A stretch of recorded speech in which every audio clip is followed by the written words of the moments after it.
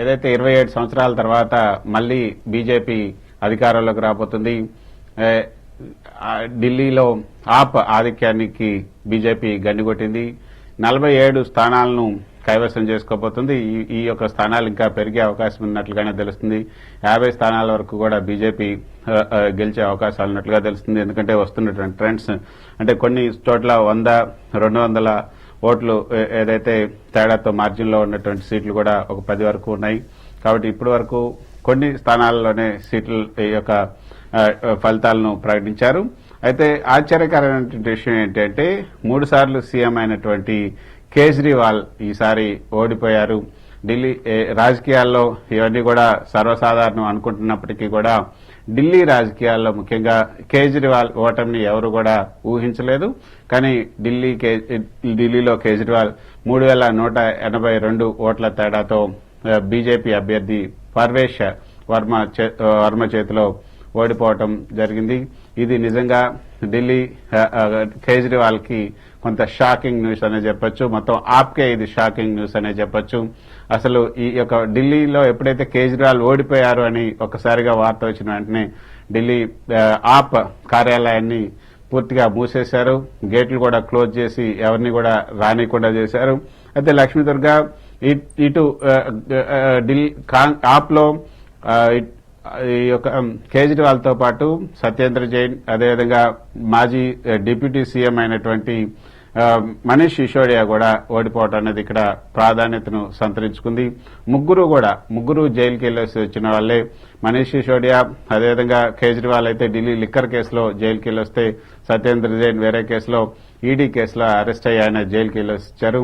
నిజానికి జైలుకి వెళ్లేసి వచ్చినటువంటి వాళ్ళు చాలా చోట్ల చాలా సార్లు కూడా గెలిచినటువంటి సందర్భాలే మనం చూసాం. తాజాగా చూసుకుంటే జార్ఖండ్ సీఎం, మాజీ సీఎం, ఇప్పుడు ప్రస్తుతం ఉన్నటువంటి సీఎం కూడా ఎవరైతే ఉన్నారో ఆయన కూడా జైలుకి వెళ్లి గెలిచినటువంటి వ్యక్తి హేమంత్ సోరెన్. ఆయన జైలుకి వెళ్లి వచ్చిన తర్వాత మళ్లీ ఆయన గెలిచారు, సీఎం కూడా అయ్యారు. కానీ ఇక్కడ ఎందుకు ఫలితాలు తారుమారయ్యాయి? జైలుకి వెళ్లేసి వచ్చిన తర్వాత చాలా చోట్ల గెలిచినటువంటి వ్యక్తులు ఇక్కడ మాత్రం ఎందుకు ఓడిపోయారు? జైలుకి వెళ్లి వచ్చినటువంటి నేతలు ముగ్గురు కూడా ఓడిపోవటం, ఢిల్లీ లిక్కర్ కేసులో జైలుకి వెళ్లి వచ్చినటువంటి నేతలు కూడా ఓడిపోయారు అంటే దానికి చెడ్డు సావాసమే కారణం అన్నది ఇక్కడ మనం చూడొచ్చు.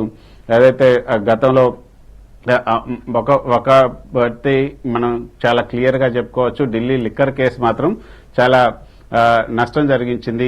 అక్కడ బీఆర్ఎస్ కు సంబంధించినటువంటి నేతలతో ఆయన అట్టగాగి ఢిల్లీ లిక్కర్ కేసులో ఆయన చేసినటువంటి అవినీతి ఆయన్ని ఈ యొక్క రిజల్ట్స్ కి కారణమైంది. క్రెడిబిలిటీని కూడా కోల్పోయారు అన్నది ఇక్కడ మనకు చాలా క్లియర్ గా తెలుస్తుంది. మనం సంక్షేమ పథకాలు ఇస్తున్నాం, ఉచిత పథకాలు ఇస్తున్నాం కాబట్టి ఓటర్లు మనకు ఓటేస్తారంటూ టేకెన్ ఫర్ గ్రాంటెడ్ గా తీసుకొని దాన్ని ఒక చాలా ఇదిగా తీసుకోవటం అన్నది ప్రజల్ని మనం దానివల్ల కూడా ఈ ఓటమి లభించిందని చెప్పొచ్చు. జగన్మోహన్ రెడ్డి మనం చూసాం 2 లక్షల కోట్ల పైగా ప్రతి ఏడాది ఉచిత పథకాలకు ఆయన ఇస్తూ ఏదైతే ప్రజలు నాకు ఓటేస్తారు అంటూ ధీమాగా ఉన్నారు. అదేవిధంగా ఆయన అక్కడ ఓడిపోయినట్లే ఇక్కడ కూడా కేజ్రీవాల్ ఓడిపోయారనే చెప్పొచ్చు. మొత్తానికి 47 స్థానాల్లో బీజేపీ విజయ దుందుబి మోగించింది. కేవలం 23 స్థానాలకే ఆప్ పరిమితమైందనే చెప్పొచ్చు.